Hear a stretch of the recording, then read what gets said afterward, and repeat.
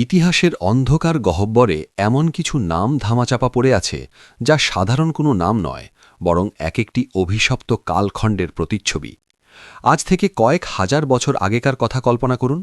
Mesopotamia থেকে শুরু করে লোহিত সাগরের তীরবর্তী সেই ধূসর মরুভূমি, তপ্ত বালু আর রুক্ষ পাহাড়ের মাঝে মাথা উঁচু করে দাঁড়িয়ে আছে এক বিশাল আকৃতির ব্রোঞ্জ বা তামার মূর্তি।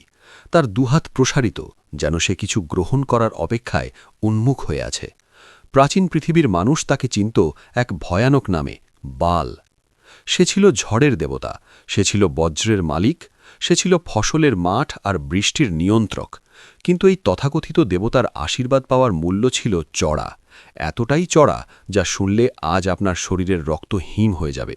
ইতিহাসের বর্ণনা অনুযায়ী বালের সন্তুষ্টির জন্য তার উপাসকেরা নিজেদের কোলের শিশুকে পর্যন্ত জ্বলন্ত অগ্নিকুণ্ডে নিক্ষেপ করতে দ্বিধা করত না। সেই আগুনের লেলিহান শিখার পাশে যখন উন্মত্ত জনতা চিৎকার করত, তখন সেই কান্নার আওয়াজ চাপা পড়ে যেত ড্রাম আর বাজনার শব্দে। এক ভয়াবহ ক্ষমতার নেশায় মানুষ সেদিন অন্ধ হয়ে গিয়েছিল। কিন্তু এই দাপুটে বাল আসলে কে? কেনই বা প্রাচীন পৃথিবীর মানুষ তাকে নিয়ে এতটা উন্মাদ ছিল? হিব্রু বা সেমেটিক ভাষায় বাল শব্দের আক্ষরিক অর্থ হল মালিক, প্রভু বা অধিপতি। কিন্তু এই মালিক কোনো দয়ালু সত্তা ছিল না। এটি ছিল কানানীয় এবং ফিনিশীয়দের প্রধান আরাধ্য দেবতা। তাকে ভাবা হতো আকাশের অধিপতি, ঝড়ের সম্রাট আর বৃষ্টির নিয়ন্ত্রক। প্রাচীন সেই কৃষিভিত্তিক সমাজে বৃষ্টি ছিল জীবন মরণের প্রশ্ন। বৃষ্টি না হলে শস্য হতো না, দেখা দিত ভয়াবহ দুর্ভিক্ষ। আর সেই বৃষ্টির আশায় মানুষ বালের দুয়ারে মাথা কুটত। তাকে তুষ্ট করতে পারলেই আকাশ থেকে বৃষ্টি নামবে, মাঠ ভরে উঠবে ফসলে। এই অন্ধ বিশ্বাসই তাকে দিয়েছিল অসীম ক্ষমতা। কিন্তু বাল কেবল একজন ছিল না। ইতিহাসের বিভিন্ন পর্যায়ে আমরা বাল জবুল, বাল পেয়র বা বাল হাম্মুনের মতো নানা রূপ দেখতে পাই। প্রতিটি জনপদ তাকে তাদের নিজস্ব স্বার্থে সাজিয়ে নিয়েছিল। তবে বালের এই পরিচয়ের পেছনে লুকিয়েছিল এক বীভৎস অন্ধকার। বালের আরাধনা কেবল ফুল, ফল বা ধূপ ধোঁয়ায় সীমাবদ্ধ ছিল না। ইতিহাসবিদদের মতে কার্থেজ থেকে শুরু করে প্রাচীন টায়ার নগরী পর্যন্ত বালের উপাসকেরা বিশ্বাস করত সর্বোচ্চ ত্যাগের মাধ্যমেই সর্বোচ্চ আশীর্বাদ পাওয়া যায়। আর সেই সর্বোচ্চ ত্যাগ ছিল তাদের আপন সন্তানের রক্ত। বালের বিশাল মূর্তির ভেতর তখন দাউ দাউ করে আগুন জ্বলত, আর সেই আগুনের মুখে ফেলে দেওয়া হতো নিষ্পাপ শিশুদের। এই নিষ্ঠুরতা আর রক্তের উপর দাঁড়িয়েই গড়ে উঠেছিল বালের সেই তথাকথিত সাম্রাজ্য। বাল কেবল একটি নাম ছিল না, এটি ছিল মানুষের আদিম ভয় আর লোভের এক সংমিশ্রণ।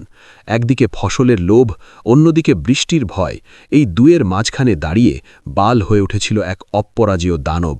কিন্তু কেন এই দাপুটে শক্তির সামনে একা দাঁড়িয়েছিলেন আল্লাহর এক নবী? কেনই বা তার এই অসীম ক্ষমতা শেষ পর্যন্ত ধূলিসাৎ হয়ে গেল? যখন পুরো পৃথিবী বালের কাল্পনিক শক্তির ভয়ে ততস্থ, যখন জনপদগুলো শিরক আর রক্তপাতের উৎসবে মেতে উঠেছিল, ঠিক তখনই সেই অন্ধকারের বুক চিরে উদিত হলেন এক আলোকবর্তিকা, হজরত ইলিয়াস আলাইহিসসালাম।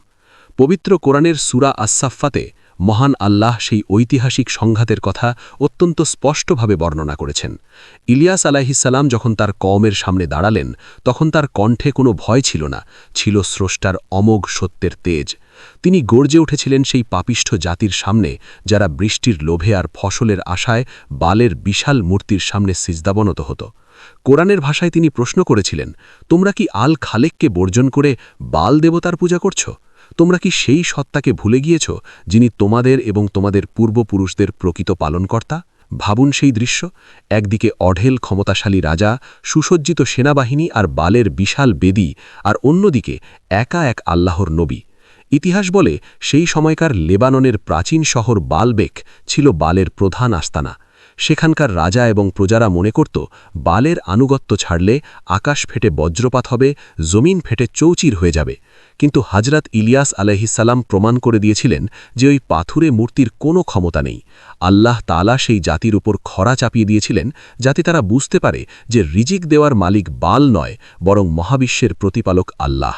কোরআন আমাদের চোখে আঙুল দিয়ে দেখিয়ে দেয় যে যারা বালের মতো মিথ্যে মাবুদের পিছে ছুটেছে, যারা নৈতিকতা বিসর্জন দিয়ে ক্ষমতার উপাসনা করেছে, আল্লাহ তাদের ধ্বংস করে দিয়েছেন।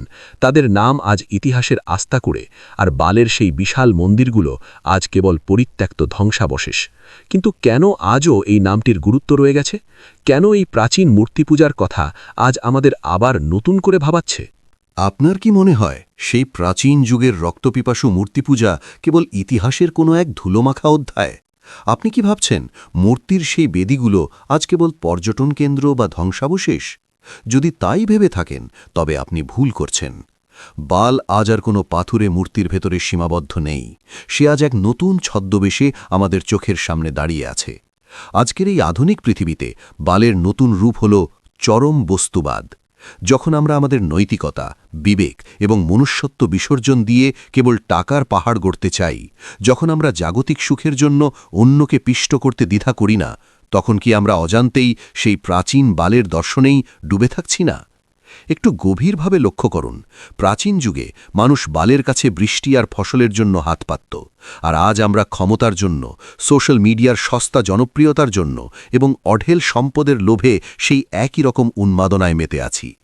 আজকের সেই আকাশচুম্বী অট্টালিকাগুলো কি আধুনিক যুগের মন্দির নয়, যেখানে প্রতিদিন হাজার হাজার মানুষ তাদের পরিবার, সময় এবং মানসিক শান্তি উৎসর্গ করছে কেবল এক মুঠো বাড়তি সম্পদের আশায়? এমনকি অনেক গবেষক মনে করেন আধুনিক বিশ্বের গোপন কিছু গোষ্ঠী বা ইলুমিনাটি টাইপ থিওরিগুলোতেও বালের প্রতীকী উপাসনা আজও টিকে আছে। বিশ্বের বড় বড় শহরগুলোর স্থাপত্যে, বিভিন্ন কর্পোরেট লোগোতে কিংবা পপ সংস্কৃতির আড়ালে থাকা অদ্ভুত সব ইশারায় বালের সেই প্রাচীন শয়তানি চিহ্ন আজও খুঁজে পাওয়া যায়। এটি কেবল একটি কাকতালীয় বিষয় নয়, এটি হলো এক গভীর মনস্তাত্ত্বিক যুদ্ধ। বালের সেই পুরনো দর্শন, যে কোনো মূল্যে ক্ষমতা চাই, আজ আমাদের সমাজের শিরায় শিরায় বিষের মতো ছড়িয়ে পড়েছে। আমরা কি তবে অঘোষিতভাবে সেই পুরনো অন্ধকারের দিকেই ফিরে যাচ্ছি? এখন সবচেয়ে বড় এবং বিতর্কিত প্রশ্ন, বালের মতো কোনো অশুভ শক্তি বা ডার্ক ফোর্সের আনুগত্য করলে কি সত্যিই ক্ষমতা আর অঢেল টাকা পাওয়া যায়? কেন ইতিহাসের পাতায় এবং আধুনিক থিওরিগুলোতে বারবার দেখা যায় যে এই পথ বেছে নেওয়া মানুষেরা পৃথিবীর শীর্ষে বসে আছে? এর উত্তর লুকিয়ে আছে একটি চরম সত্যের মাঝে। অনেকে মনে করেন বালের সেই প্রাচীন দর্শনে বিশ্বাস করলে বা নৈতিকতা বিসর্জন দিয়ে শয়তানি শক্তির ইশারায় চললে জাগতিক সাফল্যের দুয়ার খুলে যায়। ইসলামী পরিভাষায় একে বলা হয় ইস্তিদ্রাজ, অর্থাৎ যখন কোনো মানুষ স্রষ্টাকে চূড়ান্তভাবে অস্বীকার করে মিথ্যে মাবুদের পথে হাঁটে, তখন তাকে সাময়িকভাবে অনেক বেশি সুযোগ দেওয়া হয়। সে অঢেল সম্পদ পায়, তার ক্ষমতা আকাশচুম্বী হয়, সে যা চায় তাই যেন তার পায়ের কাছে এসে পড়ে। কিন্তু মনে রাখবেন, এটি কোনো পুরস্কার নয়, এটি হলো একটি ফাঁদ। ইতিহাসের দিকে তাকালে আপনি দেখবেন বালের উপাসক কার্থেজ বা টায়ার নগরীর বণিকরা একসময় পৃথিবীর সবচেয়ে ধনী ছিল। তাদের হাতে ছিল সমুদ্রের নিয়ন্ত্রণ আর অফুরন্ত স্বর্ণমুদ্রা। কিন্তু তাদের সেই দাপট কি টিকে ছিল? না। যখন ধ্বংস নেমে এসেছিল, তখন বালের সেই সোনার মূর্তিগুলো তাদের রক্ষা করতে পারেনি। ঠিক একইভাবে আজকের দুনিয়ায় যারা নৈতিকতাহীন পথে চলে চরম সফলতার চূড়ায় পৌঁছান, তাদের সেই ক্ষমতার ভিত আসলে বালুর বাঁধের মতো। যখন তা ভেঙে পড়ে, তখন পৃথিবীর কোনো সম্পদ তাদের সেই পতন ঠেকাতে পারে না। সুতরাং বালের আনুগত্য করলে টাকা বা ক্ষমতা পাওয়া যাওয়ার বিষয়টি একটি মরীচিকা। হয়তো সাময়িকভাবে চোখ ধাঁধানো কিছু পাওয়া যায়, কিন্তু তার বিনিময় মানুষ হারিয়ে ফেলে তার সবচেয়ে বড় সম্পদ, তার রূহ বা আত্মা এবং তার মানসিক শান্তি। বালের পথ হল সাময়িক জৌলস আর চিরস্থায়ী অন্ধকারের পথ। দিন শেষে প্রকৃত এবং পবিত্র রিজিকের মালিক কেবল মহান আল্লাহ, যার ক্ষমতায় কোনো ধ্বংস নেই। বালের গল্প কেবল কয়েক হাজার বছর আগের এক মূর্তির কাহিনী নয়, এটি আসলে মানুষের ভেতরকার অন্তহীন লোভ আর মিথ্যে দম্ভের এক প্রতিচ্ছবি। হজরত ইলিয়াস আলাইহিস সালাম সেদিন কেবল একটি পাথরের মূর্তির বিরুদ্ধে লড়াই করেননি, তিনি লড়াই করেছিলেন এক পচে যাওয়া সমাজ ব্যবস্থার বিরুদ্ধে। আজকের এই আধুনিক পৃথিবীতে আপনি কোন পথে চলবেন? বালের সেই সাময়িক ঝলহানি আর ক্ষমতার মরীচিকার পেছনে দৌড়াবেন, নাকি সত্যের সেই অবিচল পথে থাকবেন যা আপনাকে চিরস্থায়ী প্রশান্তি দেবে? মনে রাখবেন, ইতিহাস বারবার বদলায় যায়, রাজাদের পতন হয়, মন্দিরগুলো ধুলোয় মিশে যায়, কিন্তু সত্যের ডাক কোনোদিন স্তব্ধ হয় না। আপনার জীবনের বাল কোনটি? একটু ভেবে দেখবেন কি? ভিডিওটি ভালো লাগলে শেয়ার করুন এবং এমন আরও রহস্যময় এবং তথ্যবহুল ভিডিও পেতে আমাদের সাথেই থাকুন। ধন্যবাদ।